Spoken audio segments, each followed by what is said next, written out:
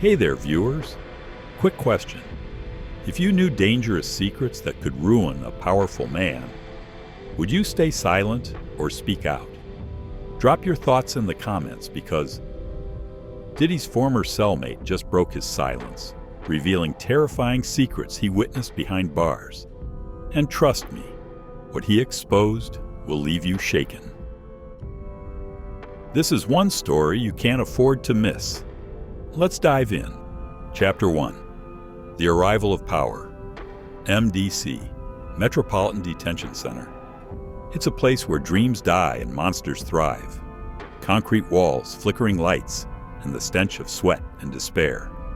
This is where power means survival, and fear is the common language. My name? It doesn't matter.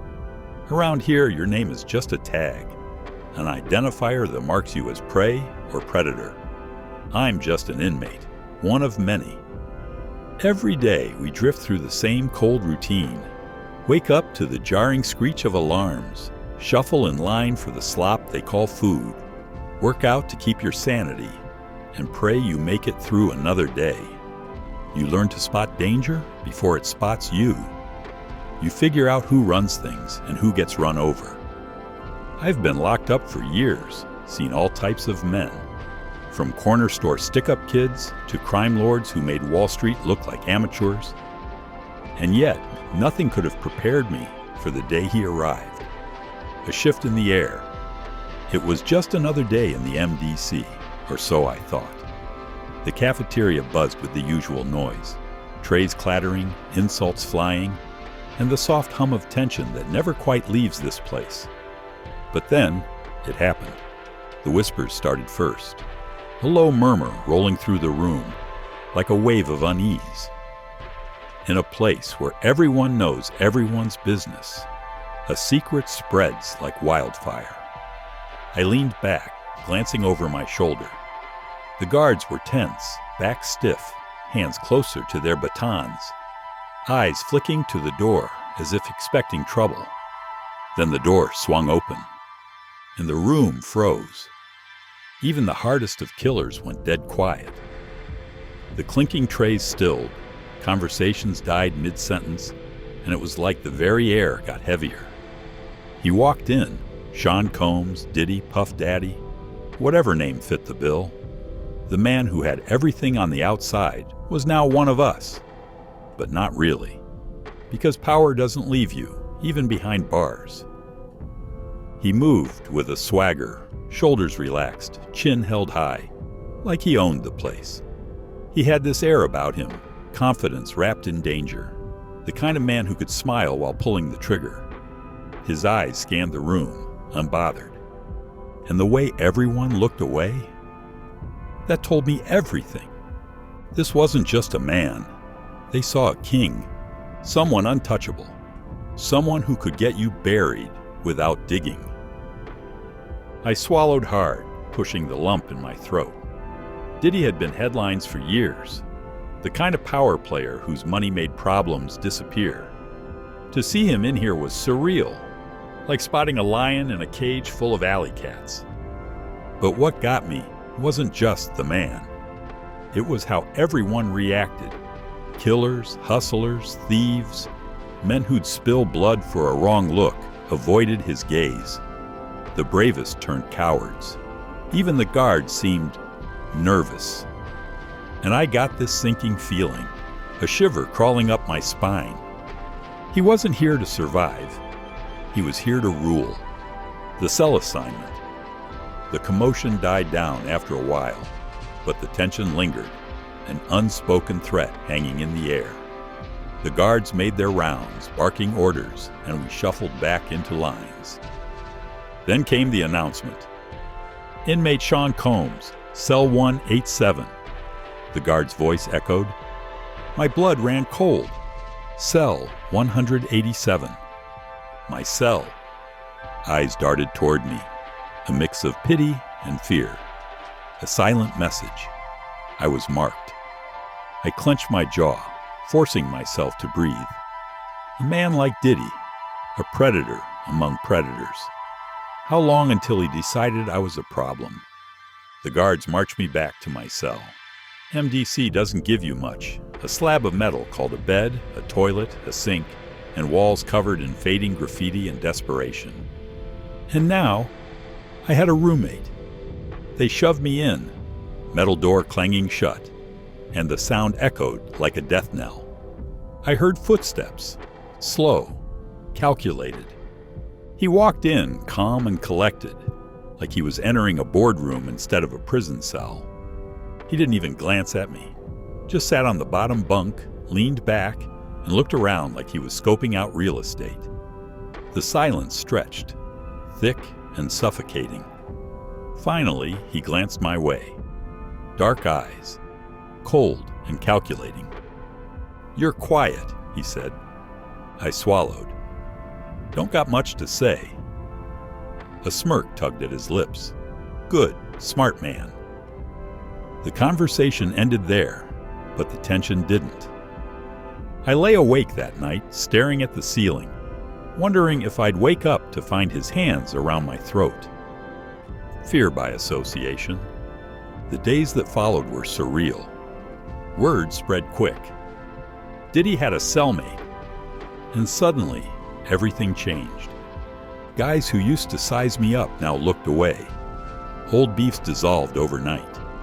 I could feel the eyes watching me, whispers in the corridors, but no one dared approach. It wasn't respect. It was fear. Because being close to Diddy meant I was dangerous by association, but it also meant I was a target. If anyone wanted to make a statement, hurting me would be a warning shot, a message sent loud and clear. But no one touched me, because even the most ruthless men here knew better. Unspoken dominance. Diddy didn't need muscle or gangs to back him up. He didn't ask for respect. He demanded it. The guards? They didn't check on him like they did the rest of us. No random searches, no harassment, just a nod of acknowledgement, like he had them in his pocket. Every man here fought for scraps of control. Gangs ran corners, extorted protection money, controlled the contraband. But Diddy moved differently. He didn't need brute force. He didn't have to threaten. Just a look was enough. The hustlers and shot callers, men who thrived on violence, they stepped aside. And the way he watched the room, like he could read every thought, every weakness, like he already knew what made you tick and how to make you break. A predator, but not the wild kind, the kind that knew how to set traps and make the prey come willingly. Diddy was powerful in a place where power is everything, and I was trapped in a cell with him, marked by power. At first, I thought being his cellmate was a curse, but soon I realized it was far worse. Being close to Diddy meant I was part of something dark. Even if I wanted to walk away, I couldn't. Because when you're marked by a man like that, you either bow or break, and I could already feel the walls closing in. Chapter 3. Whispers of the Devil. A Predator's Gaze. There's a certain kind of fear that lingers even in silence. The creeping dread that coils around your spine and squeezes until you can't breathe. Being trapped in a cell with Diddy was exactly that. Days passed with him lurking, brooding, and watching. The tension thickened like smoke. His presence was a shadow that consumed every inch of cell 187. But he never spoke. It was a game, a twisted power play. The silence wasn't just quiet. It was a weapon, a reminder that he controlled the space, the air, the very pulse of the room. He didn't need to threaten. Just existing was enough. And the longer he watched me, the more the paranoia crept in. What was he thinking? What did he want? Why hadn't he made a move? My thoughts twisted, gnawing at me from the inside. The other inmates had all but stopped acknowledging me. The whispers of fear were gone, replaced by the hush of avoidance.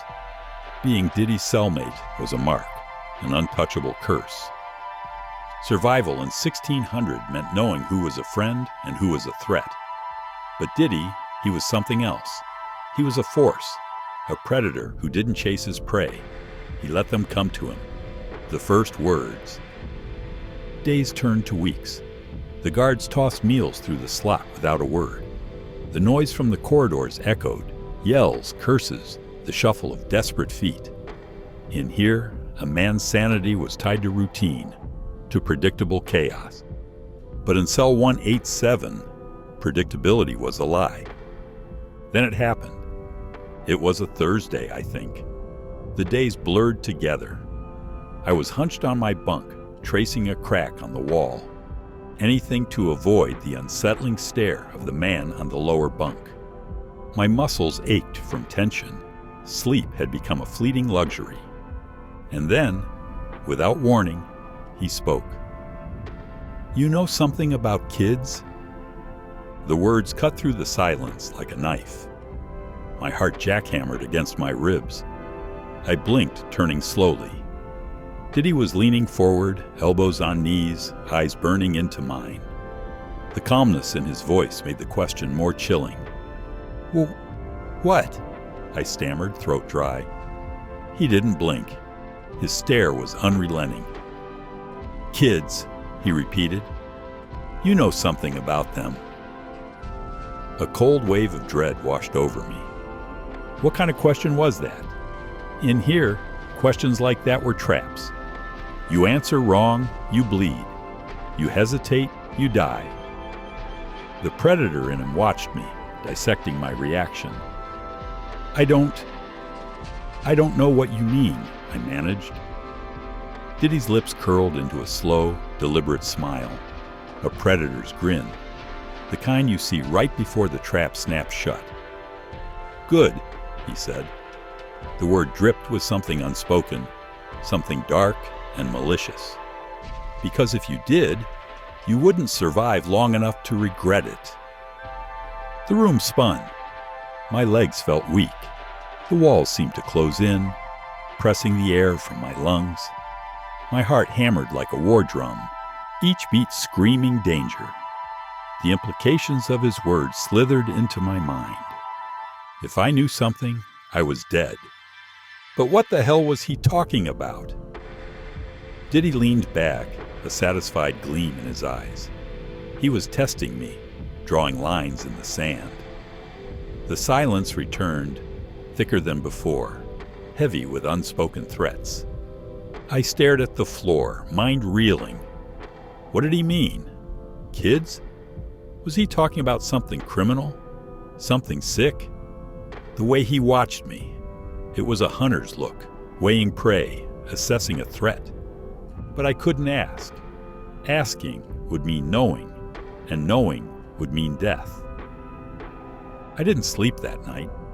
My eyes burned as I forced them open, ears straining for any sound, any hint of movement from the lower bunk. But Diddy didn't move. He sat awake, eyes reflecting the faint light, a predator biding his time, the echo of threats. The next morning, the air was tense, crackling with dread.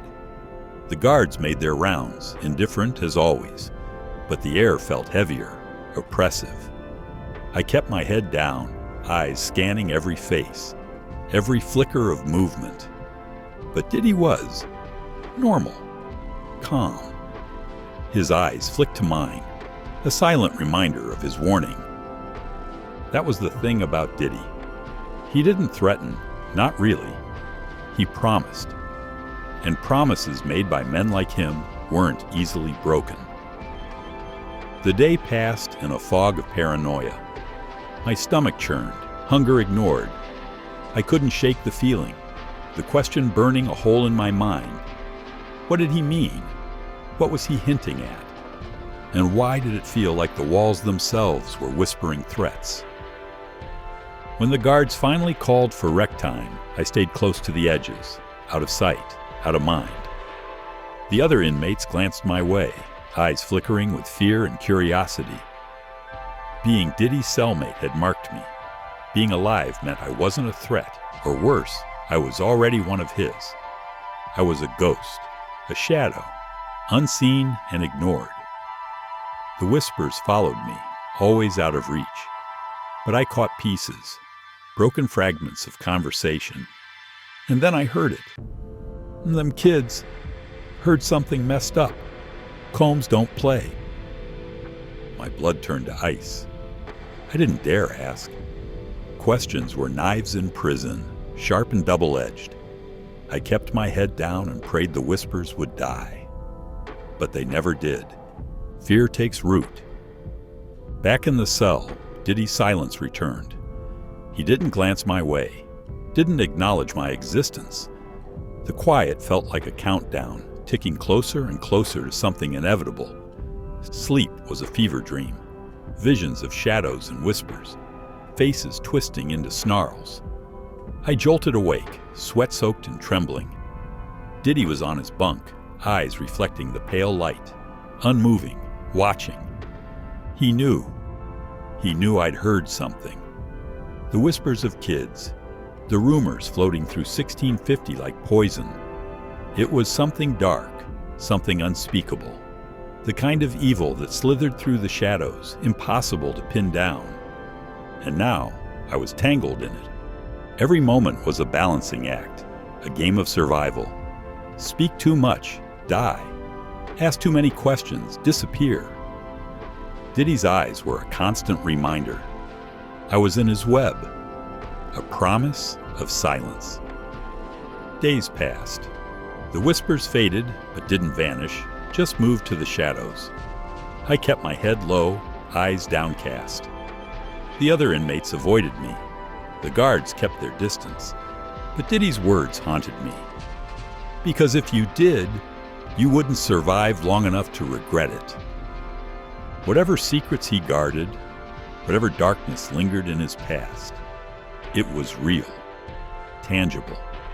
And I was trapped in the center of it. The silence returned, more potent than ever, a promise of violence. But I'd survive. I had to. Because whatever Diddy was hiding, whatever evil he'd done, I had to know. And knowing was the most dangerous thing of all. Chapter 4. Whispers in the Dark. A restless prisoner. I've seen the worst that MDC can offer. Blood on concrete floors, screams echoing off cold metal walls, and the kind of desperation that makes men into animals. But the terror that gripped me after Diddy's words, that slow, creeping dread, was something else. I couldn't sleep. Every time I closed my eyes, I saw his face. Those cold, calculating eyes that seemed to peer right into my soul. His words echoed in my mind. Good. Because if you did, you wouldn't survive long enough to regret it. Sleep was impossible. My bunk was a slab of ice. The concrete walls seemed to close in, pressing the air from my lungs. Every creak of metal, every distant shout, felt like a prelude to something sinister. And Diddy? He was the monster beneath the bed.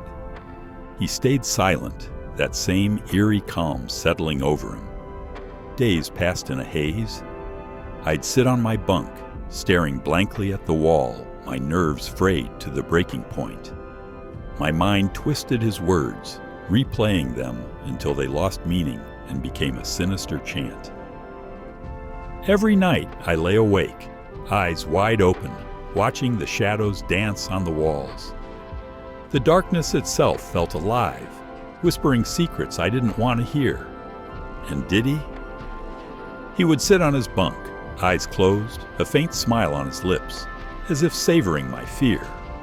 The silence was suffocating, pressing against my ears until even the faintest rustle became a threat. Sleep never came. A descent into madness. A week passed, maybe more. The days blurred together. I was running on fumes, my body aching from exhaustion. The inmates I used to call friends avoided me. The guards glanced at me with pity, like a dead man walking. I caught my reflection in the cracked mirror above the sink. Sunken eyes, dark circles etched deep like bruises, and a gaunt, hollow face. I was a ghost, haunted by whispers I couldn't escape. Diddy didn't speak. He didn't have to. His silence gnawed at me, an unspoken threat that coiled tighter around my throat. And then, after days of silence, just when I thought the torment would drive me mad, he spoke. The second encounter. It was the dead of night. The hum of fluorescent lights buzzed overhead, a faint reminder of the world beyond these walls. Most of the block was asleep, the steady breathing of inmates lulling the building into a false sense of calm. I was on my bunk, eyes bloodshot and aching, the edges of my vision blurring. Sleep hovered just out of reach, a cruel temptation. Then, a low voice cut through the darkness. "They're probably starving by now." I jolted upright, heart hammering. Diddy's silhouette shifted on the bottom bunk. Even in the darkness, I could feel his eyes on me. My mouth went dry. The air felt heavy, pressing down on my lungs. "What?" I managed to croak, my voice raw from days of silence. He didn't answer right away. The seconds stretched into an eternity. "I keep wondering," he mused, as if talking to himself, "who's feeding them?" Chills raced down my spine. I glanced toward the bars, hoping for a guard's presence. Someone, anyone to break the tension. But the corridor was deserted. We were alone. What are you talking about?" I asked, forcing my voice to stay steady. Diddy leaned back, the faint glow catching the edges of his face. His eyes glimmered with something twisted, something unhinged. "I can see their faces," he continued, voice barely above a whisper. "Hungry, desperate, crying out." I swallowed hard. "Who?" Diddy's eyes found mine, piercing through me. His lips curled into a chilling smile. "The kids," he said. The bottom fell out of my stomach. My pulse thundered in my ears, drowning out the hum of lights and distant snores. A cold sweat broke out on my forehead. "You... what?" I stammered. "The kids," he repeated, enunciating every syllable. "They need me." The way he said it, like a fact, like something irrefutable, made bile rise in my throat. My mind screamed for me to run, but there was nowhere to go, nowhere to hide. "What kids?" I demanded, voice trembling. His grin widened. "The ones I feed. The ones I take care of." I didn't want to ask, didn't want to know, but the question slipped out anyway. "You mean, like charity, or... Diddy laughed, a low, guttural sound. The kind of laugh that makes your skin crawl. "Oh, it's a charity," he said, "but not the kind you're thinking of." The predator's confession. My hands were shaking. I wanted to get up, to put distance between us, but my legs were lead. "What did you mean when you asked if I knew about kids?" I blurted out, desperate for answers but terrified of what they might be. Diddy leaned closer, eyes gleaming with sick amusement. "Information," he said, licking his lips. "That's how I keep control. I know things, secrets. People pay for secrets." My mouth went dry. "And the kids?" He watched me, studying my reaction. "They're leverage, bargaining chips, insurance." The implications hit me like a freight train. Sweat trickled down my back as I realized the depth of his depravity. You use kids?" I whispered. He smirked. "No one wants to be a monster. But sometimes being a monster is the only way to survive. You understand that, don't you?" I stared at him, my mind spinning. The cold, unfeeling way he spoke, the complete lack of remorse. It was monstrous. "No," I said, barely able to breathe. "I don't understand." He chuckled. "Then you won't last long." Haunted by words. Sleep was a cruel joke. I spent the rest of the night huddled against the wall, knees to my chest, too afraid to close my eyes. The whispers in my mind grew louder. The walls seemed to murmur accusations. The shadows stretched, creeping closer. Every time Diddy shifted, I flinched, convinced he would pounce. His words were a poison that seeped into my thoughts, corrupting everything. The kids, the leverage, the secrets. I was trapped in a nightmare, one that was real. And Diddy's threat was clearer than ever. Knowing meant death, but ignorance was just as deadly. A marked man. Days passed, but his words never left me. The whispers of inmates, the knowing glances of guards, all of it painted a picture I didn't want to see. A predator walked these halls, and I was locked in a cage with him. Sleep became a memory. My sanity unraveled. The nightmares were unrelenting. And Diddy? He watched, a predator savoring the chase.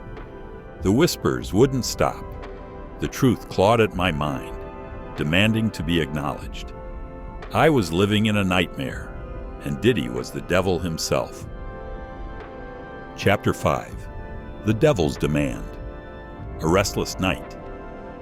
The days that followed were a waking nightmare. Sleep was a fleeting memory, a luxury I could no longer afford.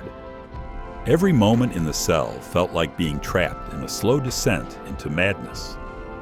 The walls seemed to breathe, the shadows whispering Diddy's threats over and over again. I tried to ignore him, to bury myself in routines, meal lines, yard time, mindless conversations. But his presence loomed over me, a constant reminder of the twisted reality I was now a part of.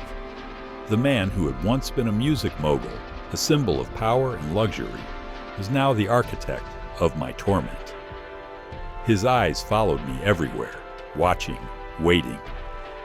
It was the dead of night, the hum of flickering fluorescent lights casting a sickly glow over the cold concrete.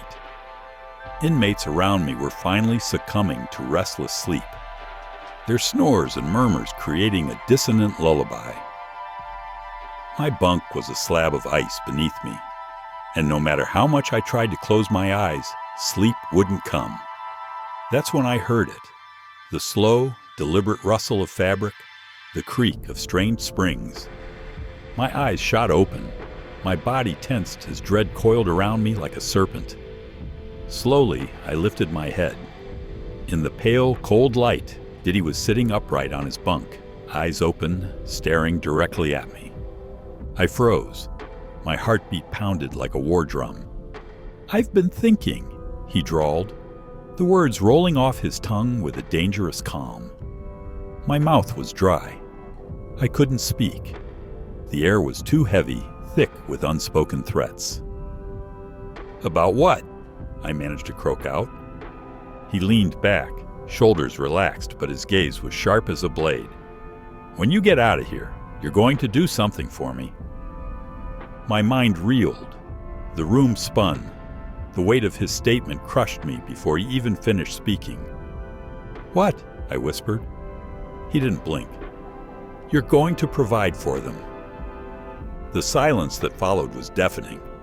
I stared at him, pulse roaring in my ears. My skin prickled. "Provide? For who?" I asked, though I already knew the answer. "The kids," he replied, his tone dripping with cold certainty.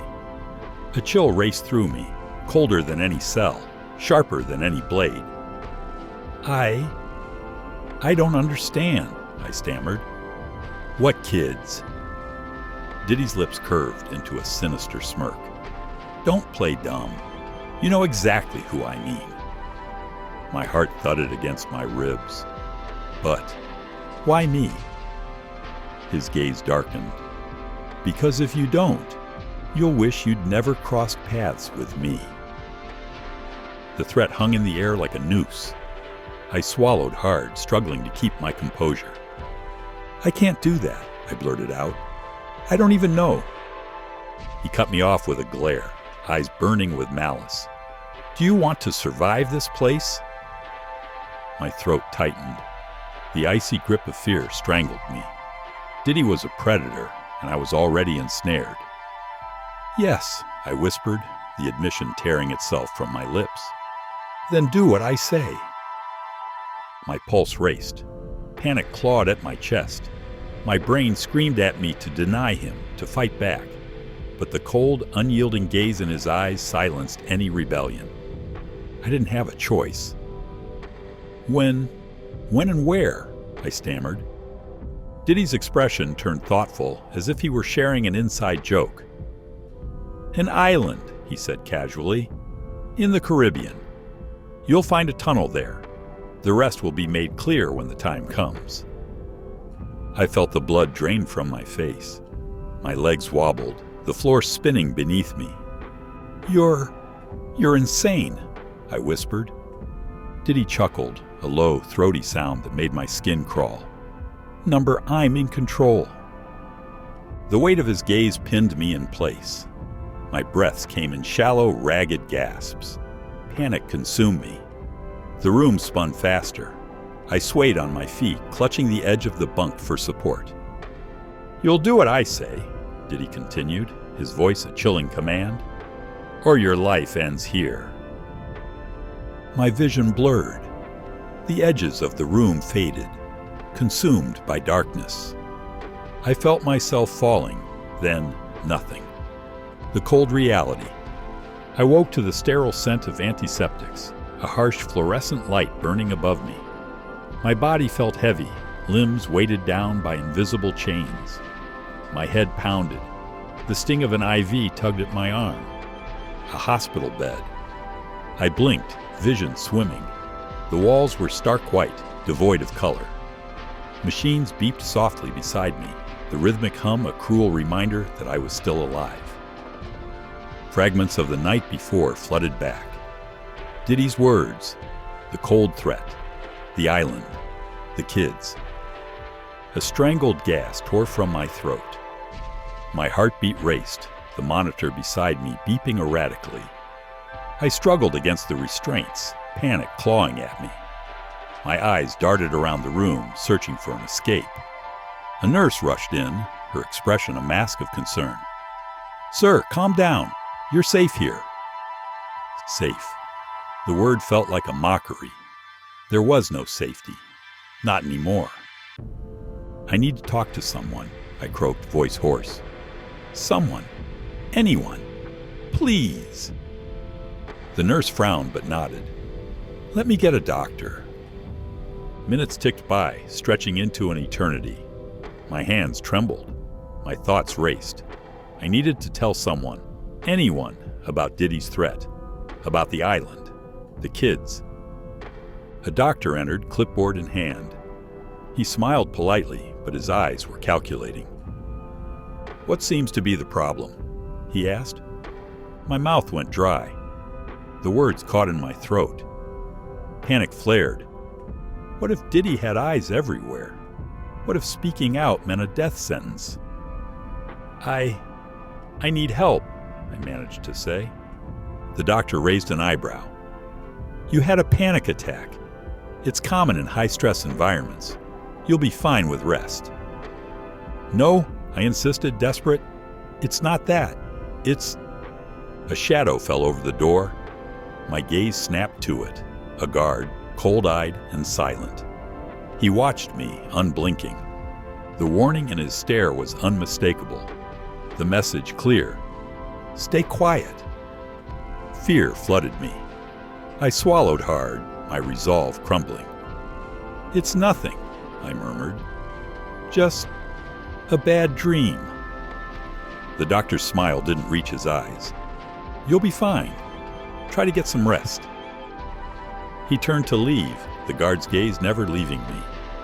I sank back into the bed, cold sweat slicking my skin. I wanted to scream, to tell the truth, but the threat of Diddy's reach was a noose around my neck. I was trapped, caught in a web of fear, secrets, and power. Diddy's shadow loomed over me, even in this sterile room. The island, the kids, the tunnel, the threat. I was in too deep, and no one was coming to save me. To be continued.